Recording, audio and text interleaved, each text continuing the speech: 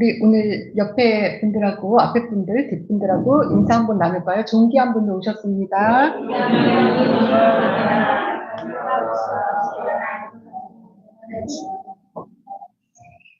저는 가끔 이렇게 전도할 때 이런 얘기를 좀 듣는데요. 나는 교회 안 다닐 겁니다. 내가 성경 한번 읽어봤는데요. 뭐 하나님이 사랑이라고 말은 하지 막 전쟁도 막 하고 또 뭐 사람도 다 죽이라 그러고 어떤 때 막 질병도 막 보내시면서 막 사람들 막 죽이고 그러는데 그런 신이 어딨어요. 아유, 나는 교회 안 다닐래요. 막 이러면서 하나님 그 믿을 만하신 못 된다고 하는 얘기 좀 가끔 듣습니다. 어, 그런 분들은 이제 이런 참된 하나님의 어떤 그런 성품, 또 우주적인 다스림의 어떤 크신 계획, 이런 것들을 모르기 때문에 이제 자신의 시각이나 어떤 그런 견해로 하나님을 제한해서 바라보기 때문에 하나님이 어떤 분이신지 알 수가 없는 것이죠. 근데 오늘 이렇게 읽은 본문도 제가 이렇게 읽으면서 드는 생각이 어떤 사람들에게는 오늘 본문이 좀 어쩌면 좀 거북할 수도 있지 않을까 하는 생각이 좀 들었습니다. 어떤 점에서 그러냐면요. 오늘을 살아가는 우리는 신분제도가 사라진 시대에 살고 있잖아요. 그런데 그 종이 신분을 가진 엄마 밑에서 태어났다고 종이 되고 또 그 자유인 엄마 밑에서 태어났다고 이렇게 자유인이 된다는 것은 뭐 고대 상황이라 좀 어느 정도 이해는 가지만 또 하나님도 그렇게 생각하시나 이러면서 좀 불편해하는 그런 우리는 아니지만 세상 사람들도 있지 않을까 이런 생각을 했습니다. 해봤습니다. 그런데 여러분 이 본문을 그런 관점으로 바라보면 안 되겠죠. 이 본문은 그런 신분제도를 기반한 그런 이야기를 전하고자 함이 아닙니다. 또 이제 반면 이 이야기를 우리가 그 흔히 접하면 어떤 옛날 얘기나 무슨 드라마 속에 나오는 그런 이야기처럼 대해서도 안 됩니다. 여러분들 이 줄거리는 잘 알고 계시잖아요. 그 임신을 못해서 아들을 못 낳는 이런 본처가 있었는데 첩이 들어와서 아들을 떡하니 나놓고 본처를 구박을 막 했죠. 그러다 보니까 하나님의 심판을 받아서 이렇게 첩을 내쫓았다. 아이고 속이 다 시원하네. 아이 잘된 일이야. 뭐 이런 관점으로 바라봐도 안 되는 이야기입니다. 이 스토리는요. 언뜻 보면 또 그런 내용을 담고 있는 듯 이렇게 오해를 불러일으킬 수도 있지만요. 자세히 들여다보면 그것은 크고 높으신 하나님의 계획 속에서 좌충우돌하는 우리 인간사를 보여주고 있는 그런 내용입니다. 이것은 또한 우리 자신의 그런 모습을 담고 있는 그런 이야기이기도 하죠. 자, 그럼 오늘 우리 이 이야기 속으로 한번 들어가 보도록 하겠습니다. 오늘 본문은요, 창세기에 등장하는 아브라함 가정의 이야기입니다. 창세기 이제 16장에서 21절에 이렇게 걸쳐서 나오는 그런 내용인데요. 우리 지난 이제 설교에서 이미 살펴보았듯이 하나님께서 아브라함에게 이르시기를 너를 큰 민족을 이루게 할 것이고 네 자손이 땅의 티끌처럼 또 하늘의 저 묵별처럼 그렇게 셀 수 없게 하리라 는 이런 언약을 12장에서도 13장에서 15장에서 하나님께서 거듭 약속해 주시는 것을 우리가 살펴보았습니다. 아브라함은요 이런 하나님의 약속을 받았고 믿었다고 그랬죠. 지난번 설교에서 믿었어요. 그래서 그 다음에 그럼 바로 덜커덩 임신을 해야 되잖아요. 근데 임신을 했을까요? 못했습니다. 네. 못한 건지 안 한 건지 못한 거죠. 못했습니다. 하나님께서 그렇게 약속을 하셨고 또 그 약속을 아브라함이 믿었어요. 그랬지만 시간은 임신은커녕 뭐 아무런 기미도 없이 시간은 그냥 속절없이 흘러가고요. 그 안에 사례도 점점 나이가 들어가고 이제 늙어만 가고 있습니다. 그러자 그 아내 사례가 제안을 하나 합니다. 여보, 나는 이제 틀렸어요. 이제 틀린 것 같아요. 여호와께서 나의 출산을 허락하지 않았으니 여기 내 종 하갈이 있는데 여보, 우리 그에게서 그냥 자녀를 얻도록 합시다. 이렇게 말을 합니다. 이 제안은요, 그 당시 고대 문화에 비추어 볼 때 전혀 뭐 어색하거나 무리하지 않은 제안이었습니다. 옛날, 뭐, 불과 얼마 전, 옛날만 하더라도, 우리나라도 결혼한 아내가 아내를 얻지 못하면 다른 부인을 들여가지고, 이렇게 아이를 낳아서 대를 이어가려고 하지 않았습니까? 당시 고대 중동 지방에서도 부인이 아이를 낳아야 비로소 그 결혼이 완성되는 것으로 보았고요. 부인이 아이를 낳지 못하면요, 이렇게 자기 종으로 하여금 해서 자손을 얻는 것이 보편적인, 그렇게 전혀 이상하지 않은 그런 문화였습니다. 약속을 받은 지 한 10여 년쯤 이제 흘러가고 있었어요. 그러니까 아브라함도 이런 사라의 제안이 어떻게 했어요? 솔깃해졌어요. 그래가지고 덥석 사라의 제안을 받아들여서 그 여종 하갈을 이제 취해서 임신을 하게 됩니다. 그런데 이렇게 여종이 임신을 하자, 이 여종이, 자기는 이제 임신을 했다 이거죠? 임신했는데, 자기 여주인은 임신을 못한다고 이렇게, 자기 여주인을 멸시하기 시작했어요. 그러니까 사례가 어떻게 했습니까? 화가 나죠? 그러니까 자기 남편 아브라함에게 이렇게 말합니다. 이 모욕을 당신이 받아야지 왜 내가 받느냐? 이러면서 이제 막 투덜대고 화내고 막 이러면서 이제, 그러니 집안이 어떻게 했어요? 화평했겠어요? 화평하지 않았겠죠? 그러니까 이제 아브라함이, 나는 모르겠어. 당신 여종이니까 당신 맘대로 하시오. 참, 가장도 참, 자기 집안에 문제가 이렇게 생기면 좀 적극적으로 뭘 해야 되는데, 난 모르겠으니까 당신이 알아서 하시오. 이렇게, 그렇게 물러나 버렸습니다. 그러니까 사례가 하갈을 이제 가혹하게 학대를 하기 시작합니다. 그러니까 이 여종이 이제 거기 있을 수가 없어갖고 결국 집을 도망쳐 나와요. 그래갖고 막 사막을 막 헤매는데 이제 그러던 중에 하나님의 사자가 하갈에게 나타나가지고 여주인에게 돌아가라. 가서 그 밑에서 말 잘 들어라. 이렇게 설득을 해가지고 다시 집으로 돌려보냅니다. 그렇게 해갖고 다시 집으로 돌아온 하갈이 아들을 낳게 되죠. 그 아들이 누구예요? 네, 이스마엘입니다. 그 아들을 이스마엘이라고 합니다. 자, 여러분. 하나님이요,께서 자손을 주시겠다고 약속을 하셨습니다. 그런데 지금 이 방법이 과연 하나님께서 약속을 주시겠다고 하는 그 말씀을 이루시려고 하는 하나님의 방법이었을까요? 네, 아니라고들 이제 이렇게 말씀하시는데, 아브라함과 사라 입장에서 봤을 때는 어땠을까요? 아까도 얘기했잖아요. 세월 흐르고 나이 먹어가고 하나님 약속을 하셨는데 그 약속을 어쩌면 이 사람들은 하나님이 하셨던 약속을 이렇게라도 좀 이루어드리려고 했던 거는 좀 없었을까 하는 생각도 들어요. 네.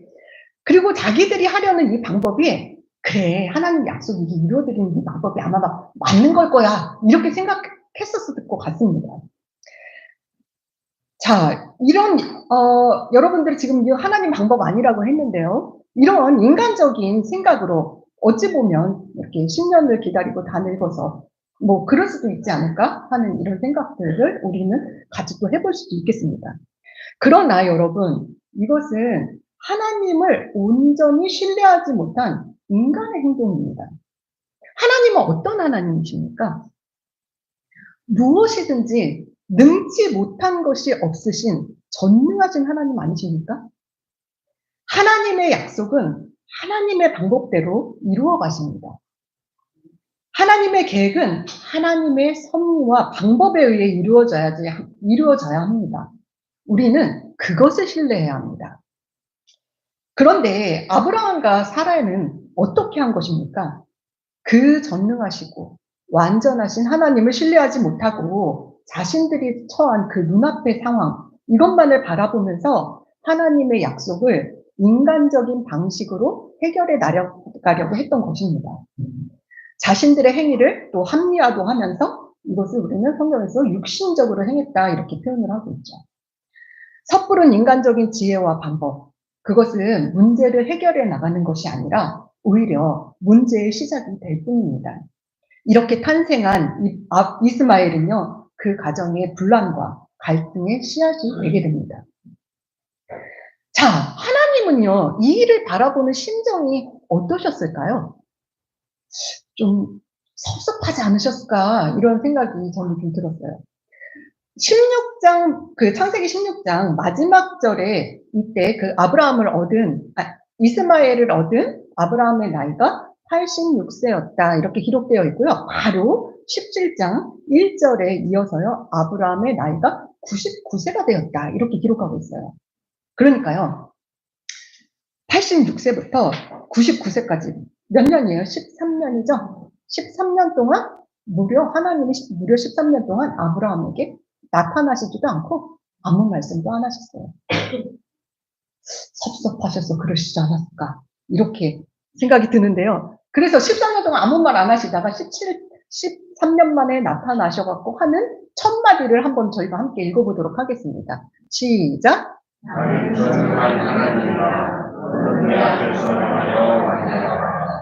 네, 하나님이 13년 만에 나타나셔서 하시는 첫 마디가 뭐냐면요.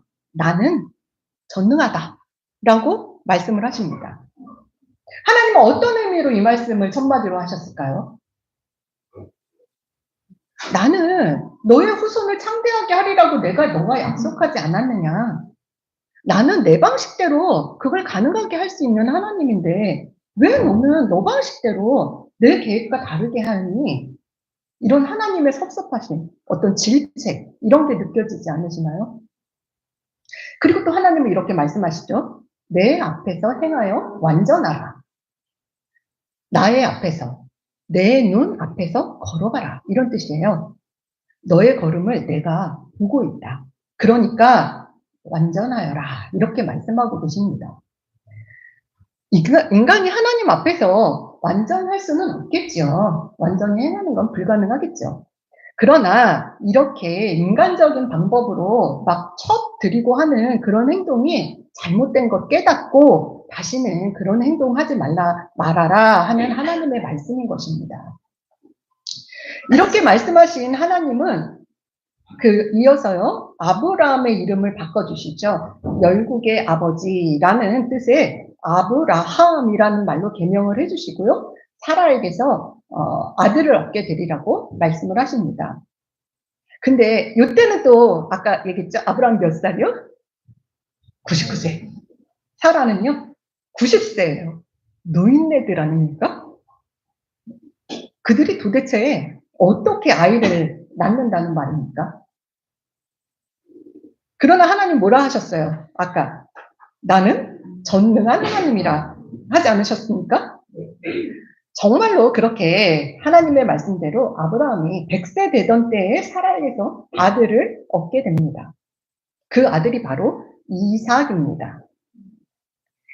정말 놀랍게도 하나님의 약속이 성취된 순간입니다. 아브라함이 가나안에 정착한 지 23년이나 지나서 그렇게 많은 세월이 흘러서 그렇게 많은 세월이 흘렀지만 하나님은요, 자신이 한 약속을 잊지 않으십니다. 성도 여러분, 하나님은 자신의 약속을 반드시 지키시는 분이심을 꼭 기억하시기 바랍니다. 이렇게 아들을 얻어서 이 가정에 기쁨이 가득했지만 또 문제가 생깁니다. 여종 하갈의 아들, 아까 이스마엘이라고 했죠? 이스마엘이요. 이제 이 어린 이삭을 놀리면서 희롱하는 그런 모습을 사라가 보게 됩니다. 그러자 사라가 아브라함에게 그 여종과 아이를 내쫓으라고 요구를 합니다. 아브라함이 어떻게 됐을까요? 근심이 됐겠죠? 그래서 이 일로 막 근심을 합니다. 그러니까 하나님께서 아브라함에게 이삭에게서 난 자라야 내 씨라 부를 것입니다. 이렇게 말씀하시면서요. 사라가 요구하는 대로 그들을 하갈과 이스마엘을 내보내라 이렇게 말씀을 하십니다. 여러분 좀 하나님 좀 야박하신 느낌 드나요? 그 사람들도 또 뭐 내보내고 또 그러라고 또 그러시나? 그런데요, 이 사건을 우리가 이렇게 요것만 이렇게 딱 잘라놓고 파편적으로 떼어놓고 바라보면 안 되고요. 보다 넓은 시각으로 이 사건을 해석하고 바라봐야 합니다. 이삭은 어떤 자녀입니까? 하나님께서 주시리라고 하나님의 약속을 받아 태어난 자녀입니다. 하나님은 하나님의 바꾸지 않는, 변개치 않는 계획이 있으십니다. 그것은요, 우리를 구속하실 예수, 그 예수님은요, 아브라함과 이삭의 계보를 따라 오시도록 하나님은요, 이미 창세전에 예비하셨어요. 또한 이삭은요, 초자연적으로 탄생하실 우리 지금 이삭도 사실은 초자연적으로 탄생했잖아요. 그 노인네들한테. 그렇게 또 예수님도 어때요? 예수님도 동정녀 마리아에게서 초자연적으로 탄생하시죠? 이 이삭은요, 초자연적으로 탄생하실 장차 오실 예수 그리스도의 예표였습니다. 이것은 단지 한 가족의 어떤 가정사에 국한된 얘기가 아니라는 것입니다. 이 일은요, 전 인류에게 영향을 미칠 인류 구속사의 장대한 계획 중의 하나입니다. 그런데 인간이 어떻게 했습니까? 자기 마음대로 하나님 계획에 막 끼어들어가지고 본인들이 막 생각한 대로, 육체가 원하는 대로 하나님의 때와 방법을 기다리지 못하고 문제를 일으키고 만 것입니다. 그래서 하나님은 구속사의 흐름에 방해가 되지 않도록 이스마엘을 내보내라고 한 것입니다. 그리고 하나님은요, 이렇게 인간이 저질러 놓은 문제들을 또 나몰라라 하시는 분은 아니십니다. 그래서 하갈과 이스마엘을 통해서도 한 민족을 이루게 하시리라 이렇게 약속을 하시면서 긍휼을 베풀어 주시는 사랑의 하나님이십니다. 그 민족이 이어져서 지금의 이제 아람 민족을 이루고 있고요. 근데요, 지금도 그들 간의 중동 분쟁이 아주 계속되고 있죠. 시끄럽죠. 예, 이렇게 인간적인 생각과 행동들이 얼마나 큰 불행을 자초하고 계속되고 있는가 이런 것들을 바라보며 생각해 보게 됩니다. 이 창세기의 이야기를 지금 사도 바울이 갈라디아서에서 율법과 약속의 관계를 설명하면서 비유로 말하고 있는 것이 오늘의 본문 이야기입니다. 바울은 아브라함의 두 아내 사라와 하갈 그리고 그 아들 이삭과 이스마엘을 대조하는 방식으로 말하고 있습니다.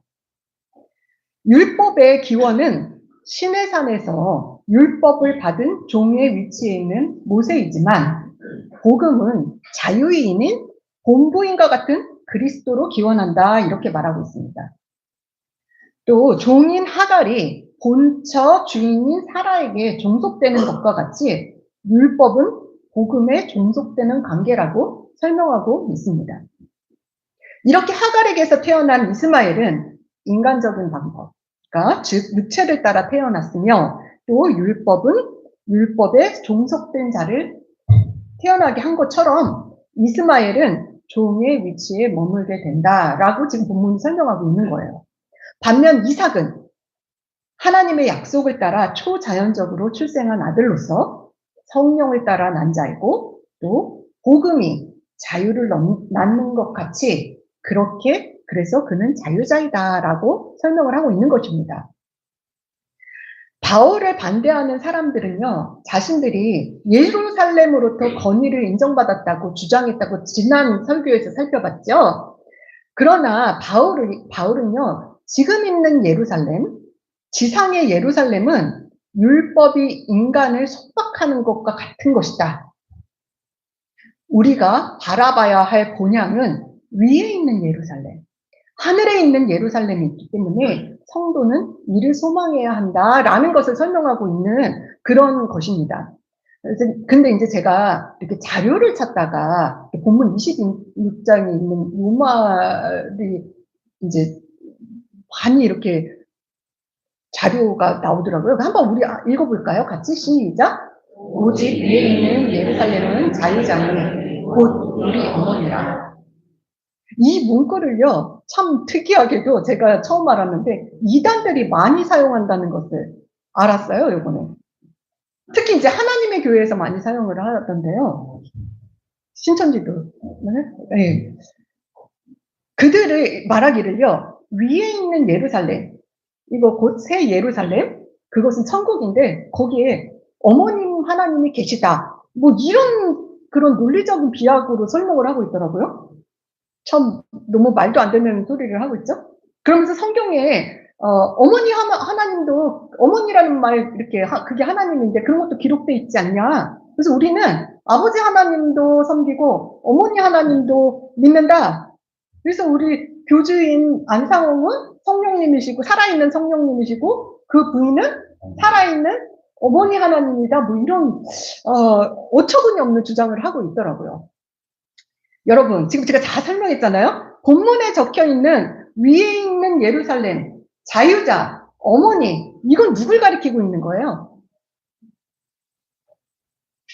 사라잖아요, 사라. 사라 이상도 사라 이하도 아니에요. 하나님, 어머니 하나님을 가리키는 게 아니고 지금 사라 얘기하고 있는 거예요. 바울이 지금 본문을 찬찬히 들여다보면 하갈과 사라를 대조하는 방식으로 율법과 복음을 대조해서 설명하고 있는 거예요. 그리고 바울이 직접 이 본문에서 말하고 있죠. 이 이야기는 비유다라고 이렇게 자기가 말하고 있어요. 율법과 복음의 어떤 관계인지 또 어떤 내용인지 이거를 잘 이해시키기 위해서 사라와 하갈의 이야기를 빗대어서 설명을 하고 있는 것입니다. 여러분, 성경을요, 잘 읽고 바르게 해석해야 이런 이단들의 어처구니 없는 논리에 빠져들지 않습니다. 제가 보기에는 논리도 없지만 이런 그릇된 이단 논리를 잘 분별하시는 성도님들 되시길 간절히 바랍니다. 자, 이 이야기가 사라는 하나님 말씀대로 산 좋은 사람이고 하갈은 하나님 말씀에 반해서 산 잘못된 사람이다. 이런 얘기인가요? 첩이 본부인을 무시해서 쫓겨났다. 이런 얘기인가요? 우리가 창세기를 통해 쭉 살펴봤지만 사라가 하나님 말씀대로 잘 살았습니까? 이 이야기의 핵심은 하나님의 약속입니다. 이 본문에는 복음의 약속을 말하고 있는 것입니다. 즉, 그리스도를 주로 믿는 복음을 믿는 자들이 바로 약속의 자녀다라는 것이 핵심입니다. 네. 당시 유대인들은요, 자신들을 이스마엘의 후손이라 생각했겠어요? 이삭의 후손이라 생각했겠어요? 네, 이삭의 후손이라고 생각했겠죠? 그러니까 자신들이야말로 약속의 자녀라고 굳게 믿지 않았겠습니까? 그런데 바울이요, 그들에게 대해서 이렇게 얘기하고 있는 거예요. 그런 생물학적인 육체적 계보에 따른 자녀가 약속의 자녀가 아니다. 되게 그들에게 충격적이지 않았겠어요? 우린 늘 이삭의 자녀, 약속의 자녀라고 굳건히 믿고 살았는데. 바울은 복음을 받아들인 사람이야말로 하나님 나라의 유업을 이은 약속의 자녀이고 그 자녀는 혈통에 따라 이루어지는 게 아닌 만큼 이방인들도 그리스도의 복음을 받아들인다면 그들이야말로 하나님의 자녀, 아브라함과 사라의 자녀, 하나님의 약속의 자녀다라고 이렇게 이야기를 하고 있는 것입니다. 성도 여러분, 여러분들은 예수 그리스도를 믿는 약속의 자녀들이십니까? 네, 아멘, 맞죠? 우리들은 약속의 자녀들 맞습니다. 그런데요, 제가 오늘 깊이 생각해 보고 싶은 것은요, 우리들은 약속의 자녀들임에도 불구하고 왜 자꾸 육체를 따라, 인간적인 방법을 따라 살려고 하는 것일까요? 이 문제입니다. 하나님은 우리에게 여러 가지 약속을 해주십니다. 주님은 우리에게 궁극적으로 천국을 약속해 주셨죠. 근데 그뿐만 아니라요, 이 땅에 살아가는 동안에도 우리의 무거운 짐과 고난 내려놓고 쉬게 해주시겠다고 약속해 주셨습니다. 또 때로는 삶의 여러 필요를 채워주시겠다는 그런 말씀도 해주십니다. 그런데요, 하나님께서 약속해 주신 이 모든 것들이 그냥 바로 즉각적으로 이루어지면 좋겠지만 기약 없이 기다리게 하시는 경우가 많이 있습니다. 여러분, 기다리는 거 어떻습니까? 쉬운 일인가요? 우리 사람들이 정말 하기 어려운 일 중에 하나가 아마 기다리는 것일 것입니다. 또 우리 한국 사람들은 빨리빨리잖아요. 네, 빨리빨리 한국 사람들이 정말 하기 힘든 일 중에 하나가 기다리는 그런 일일 것 같습니다. 이렇게 기다리다 보면 우리 인간들은 지칩니다. 그 와중에 우리 인간적인 생각들, 또 인간적인 방법들, 이런 것들을 생각해 내고요. 좌충우돌, 그냥 내 방식대로 내가 하고 맙니다. 그리고 이제 문제가 해결되지 않고 더욱 미국으로 빠져나가는 경우들 많이들 경험해 보셨을 거예요. 마치 아브라함과 하갈과 사라와 하갈처럼 말입니다. 결국 하나님의 약속이 이루어지길 온전히 기다리지 못하는 것은 우리 믿음의 연약함 때문입니다.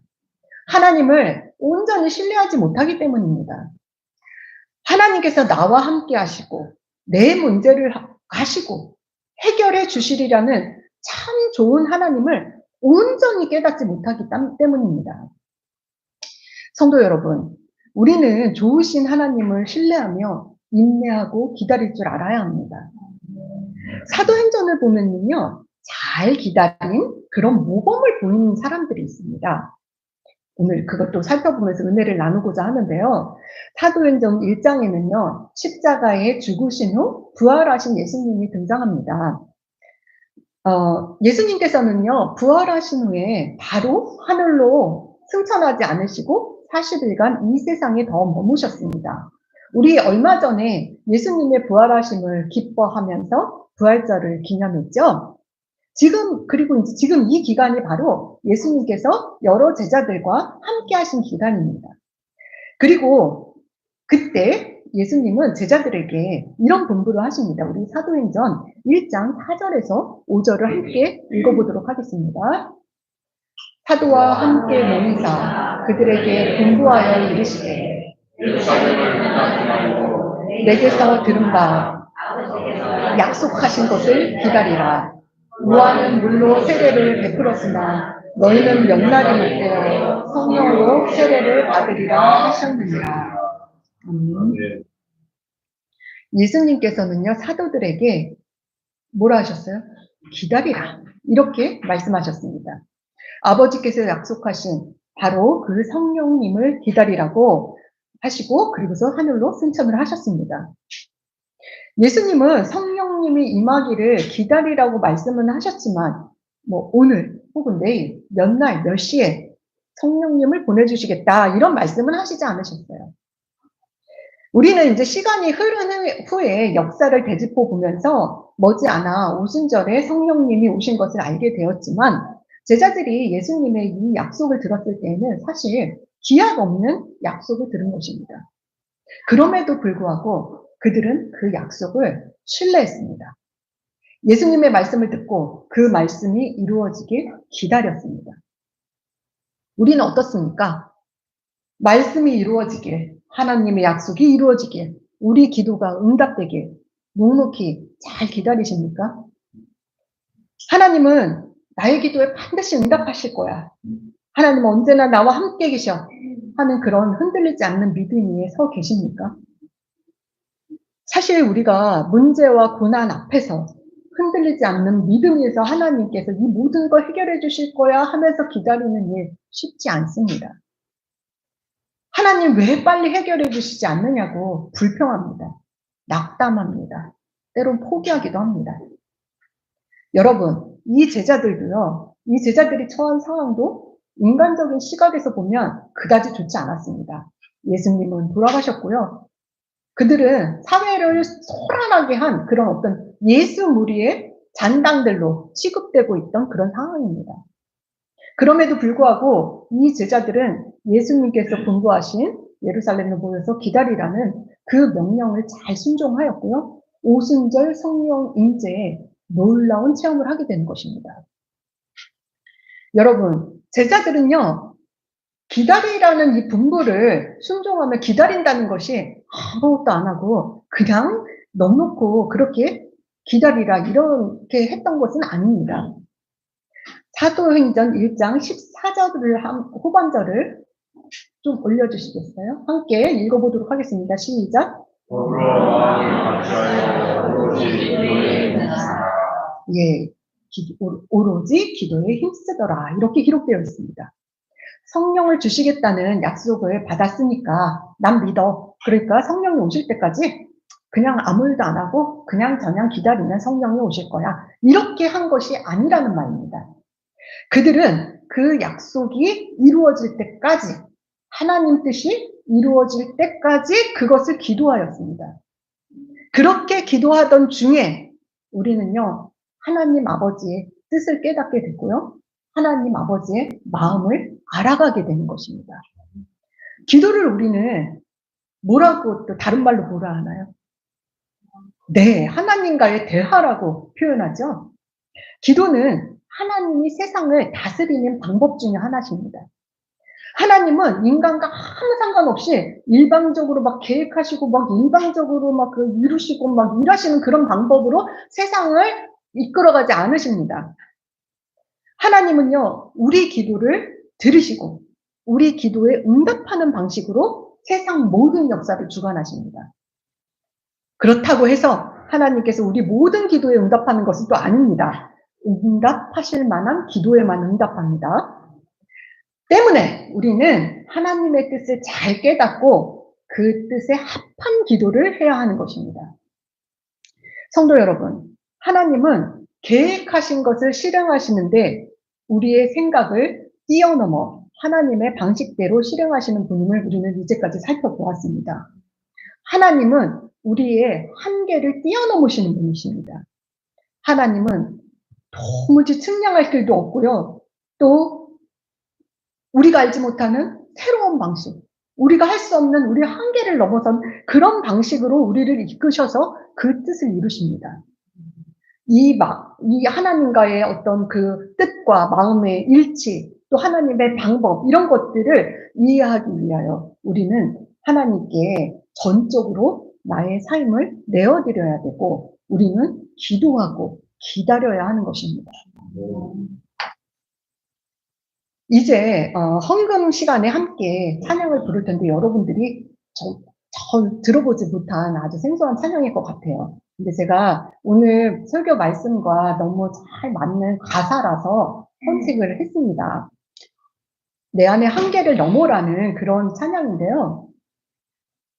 가사가요, 주께서 주신 모든 시간, 그 어느 순간도 헛된 것이 없네. 여러분이 기다리는 모든 순간, 모든 순간들이 헛되지 않습니다. 주의 뜻 알기 어려워도 다 이유가 있음을 믿으시기 바랍니다. 주님은 내 안의 한계를 넘어서 일하시는 분이십니다. 하나님은 전능하신 하나님이시기 때문입니다. 그 은혜의 하나님께서 조금 더 올려주시겠어요, 목사님? 그 은혜의 하나님께서 여러분의 삶을 이끄십니다. 여러분의 인생의 처음과 끝 모두를 주관하도록 내어드리십시오.